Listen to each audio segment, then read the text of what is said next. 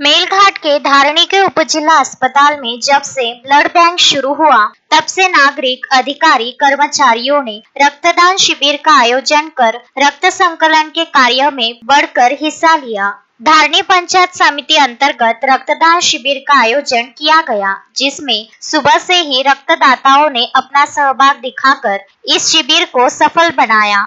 रक्तदान महादान की तर्ज पर यह नागरिक तथा अधिकारी इस मुहिम को पूरी तरह सफल बनाने में लगे हुए हैं। पंचायत समिति के गट विकास अधिकारी विजय गायकवाड़ की संकल्पना से पंचायत समिति, आरोग्य विभाग, पशु विभाग के संयुक्त तत्वावधान में पंचायत समिति के सभागृह में रक्तदान शिविर का आयोजन रखा गया, जिसमें सुबह से दोपहर तक करीब 30 से ज्यादा रक्तदाताओं ने अपना रक्त देकर इस अभियान को सफल बनाया। धारणी में सिकल सेल सहित महिलाओं को रक्त की आवश्यकता ज्यादा होने से अब धारणी उप जिला अस्पताल में ब्लड बैंक में रक्त संकलन कर जरूरतमंदों को ब्लड उपलब्ध कराए जा रहे हैं। सभी ने रक्तदान करना चाहिए, इस तरह का आह्वान स्वास्थ्य विभाग की ओर से किया जा रहा है। यह विशेष तस्मीन शेख, सुलेमान मेमन, शकील अहमद के साथ जुगल किशोर जायसवाल, विदर्भ न्यूज, धारणी।